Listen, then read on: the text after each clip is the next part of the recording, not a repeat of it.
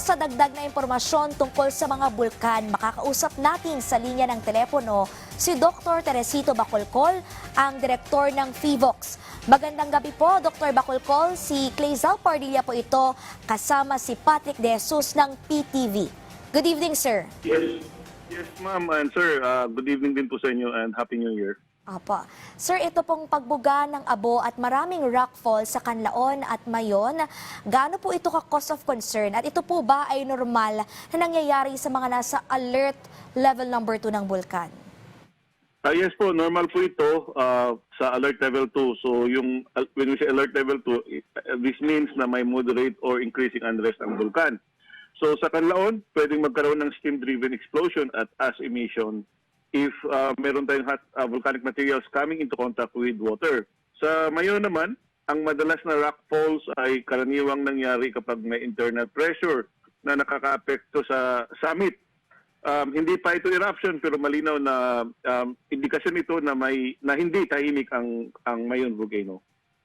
Sir, may possibility po ba na itaas po yung mga alert level po ng Bulkang Canlaon o ng Mayon?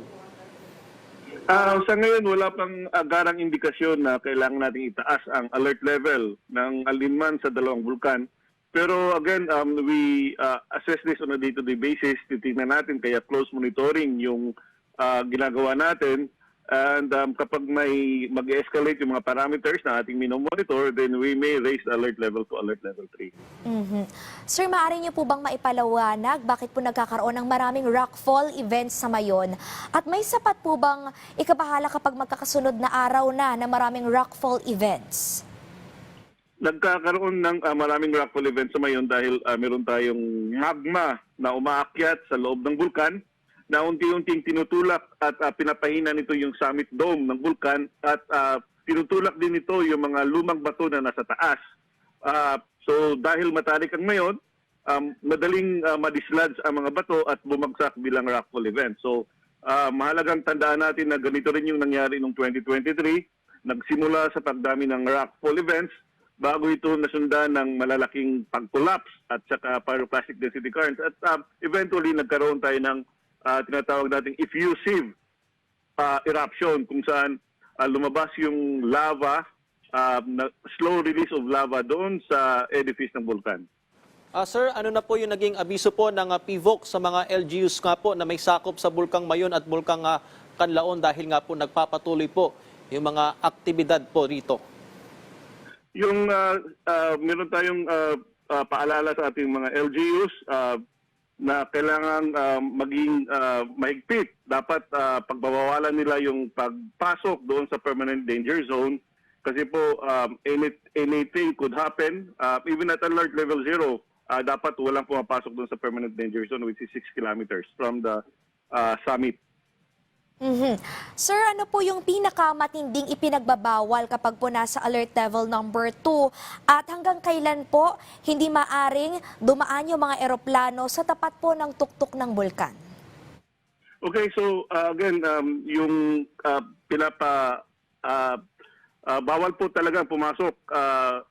Sana ma-implement ito ng LGU kasi eventually sila naman yung may mandate sa pagpapatupad ng permanent danger zone. So, again, yun yung pinakamahigpit na bawal, ang pagpasok sa permanent danger zone. Walang hiking, sightseeing, o pananatili sa loob ng danger zone.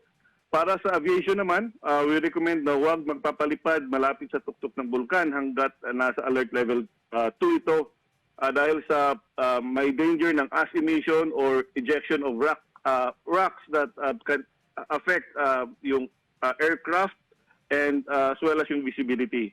So yung eksaktong flight restrictions ay pinapatupad po yan ng TAAP base sa advisories ng ating tanggapan at mananatili ito habang may banta ang volcanic hazards.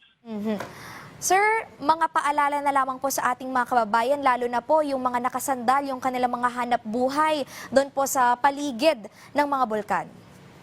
Okay, so ang paalala po natin ay simple, katulad ng banggit ko kanina, sumunod sa alert levels at huwag pumasok sa permanent danger zone. Sumunod din sa advisories ng aming tanggapan at sa kanilang mga LGUs. Huwag kaagad maniwala sa mga kumakalat sa social media, lalo na naglilipa na ngayon yung mga maling information. So dapat i-double check nila ang source ng kanilang nababasa sa social media.